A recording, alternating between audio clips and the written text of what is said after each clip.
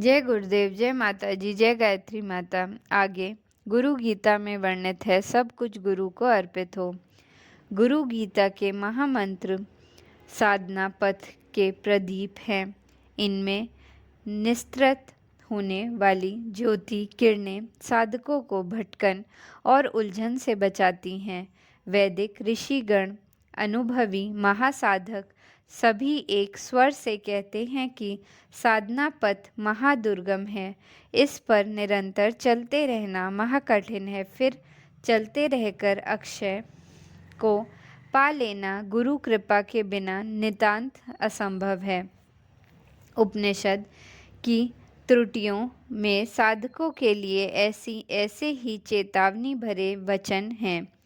कठोपनिषद की श्रुति कहती है, यह साधना पथ छुरे की धार की भांति अति दुष्कर है।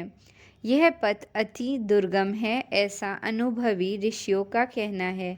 गुरु कृपा ही इस दुर्गम पथ को सुगम बनाती है। गुरु करुणा का संबल पाकर ही शिष्य इस पथ पर चलने में सफल होता है। सद्गुरु के स्नेह सिंचन से ही साधक की साधना पूर्ण होती है। उपर्युक्त मंत्रों में बताया गया है कि शिष्य को यह तथ्य जान लेना चाहिए कि सद्गुरु का चिंतन स्वयं आराध्य का ही चिंतन है। इसलिए कल्याण की कामना को करने वाला साधक इसे अवश्य करे। तीनों लोकों में निवास करने वाले सभी इस सत्य को कहते हैं कि गुरुमुख में ही ब्रह्म विद्या स्थित है। गुरु भक्ति से ही इसे प्राप्त किया जा सकता है। गुरु ही अज्ञान के अंधकार को हटाने वाले प्रकाश स्रोत हैं। शास्त्र वचनों से भी यही सिद्ध होता है कि गुरु कृपा से ही माया की भ्रांति नष्ट होती है। गुरु से श्रेष्ठ अन्य कुछ भी नहीं है। गुरु भक्ति की इस तत्व कथा में नई कड़ी जोड़ते हुए भगवान सदाशिव माता पार्वती से कहते हैं, हे देवी पार्वती, शिष्य को यह सत्य भली भांति जान लेना चाहिए कि यह अटल है कि गुरु से श्रेष्ठ अन्य कोई भी तत्व नहीं है। ऐसे लोक कल्याण में निरत परम कृपालु गुरु के कार्य के लिए आसान वस्त्र, आभूषण, वाहन आदि देते रहना शिष्य का कर्तव्य है।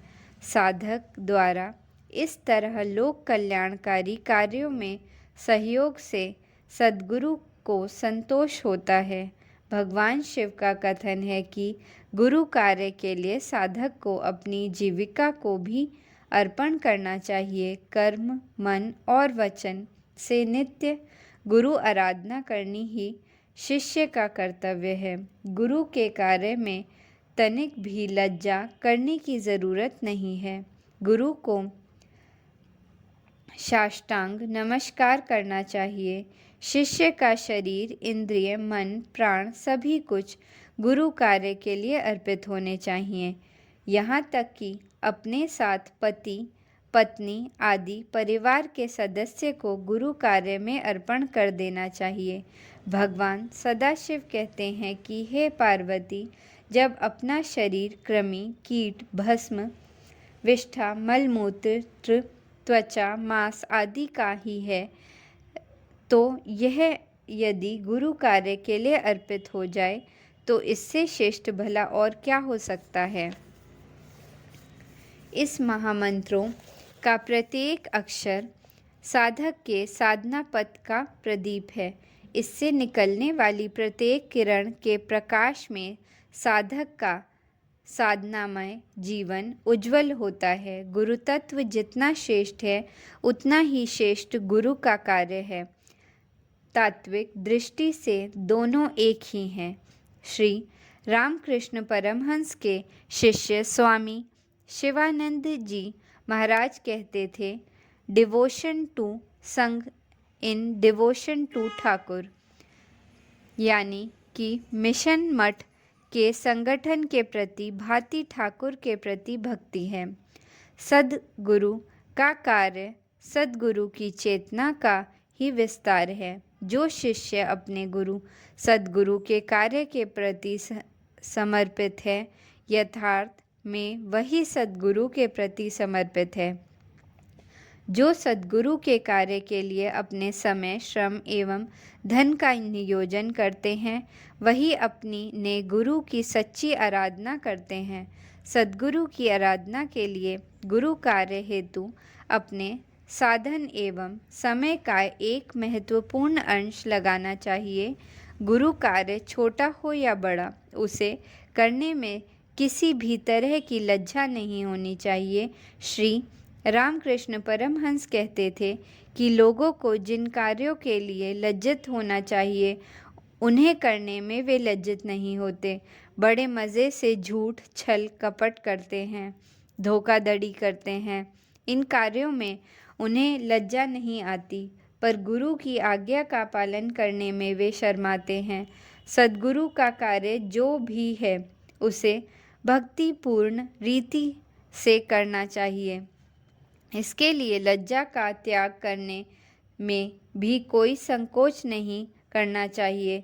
कर्म ही नहीं, मन और वाणी से भी गुरु आराधना करनी चाहिए।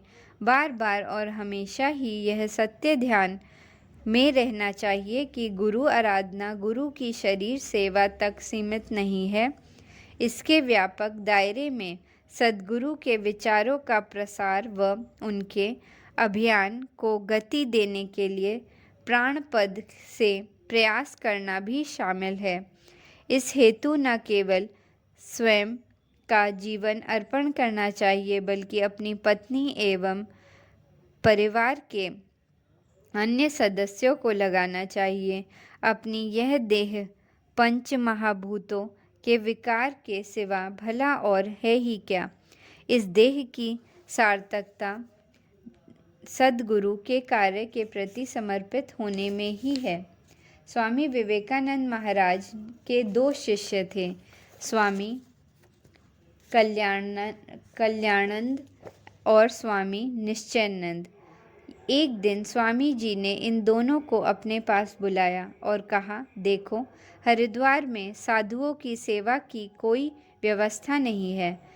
उन दिनों आज से करीब 100 वर्ष पूर्व हरिद्वार का समूचा क्षेत्र महाअरण्य था।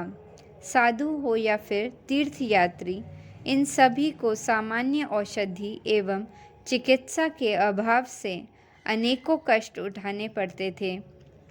कई बार तो इन्हें मरना भी पड़ता था। स्वामी जी ने अपने इन दोनों शिष्यों को इनकी सेवा का आदेश दिया। इन दोनों साधन विहीन साधुओं के पास अपने सद्गुरु के आदेश के सिवा और कोई भी संपत्ति न थी। जब स्वामी कल्याणानंद और स्वामी निश्चयानंद स्वामी जी को प्रणाम करके चलने लगे तो उन्हें कहा, अब तुम दोनों इधर लौटकर फिर कभी न आना, बंगाल को भूल जाना। आदेश अति कठिन था, परंतु शिष्य भी सद्गुरु को संपूर्ण रीति से समर्पित थे। बेलूड़ मठ से चलकर ये दोनों ही हरिद्वार आए। उन्होंने कंछल में अपनी झोपड़ियां बनाई और जुट गए सेवा कार्यों में। दिन भर बीमार साधुओं एवं तीर्थयात्रियों की सेवा और रात भर अपने सद्गुरु का ध्यान कार्य चलता रहा। वर्ष बीतते रहे। इस बीच स्वामी जी ने इच्छा मृत्यु का वर्णन किया, परंतु सद्गुरु आदेश के व्रती ये दोनों गुरु के अंतिम दर्शन में नहीं गए। गुरु कार्य के लिए उन्होंने अनेकों अपमान झेले, तिरस्कार सहे, पर सब कुछ उनके लिए गुरु कृपा ही था। लगातार कई सालों तक उनका यह सेवा कार्य चलता रहा। अनेक कार्यों का स्मारक आज भी कनखल क्षेत्र में श्री रामकृष्ण सेवाश्रम के रूप में स्थित है। सद्गुरु के कार्य के प्रति निष्ठापूर्वक समर्पण ने उन्हें अध्यात्म के शिखर तक पहुंचा दिया। इन दोनों के लिए स्वामी जी ने स्वयं अपने मुख से कहा था, हमारे ये बच्चे परमहंस तत्व प्राप्त कर धन्य हो जाएंगे। गुरु कृपा से यही हुआ। ऐसी कृपालु सद्गुरु को शत शत नमन। जय गुरुदेव।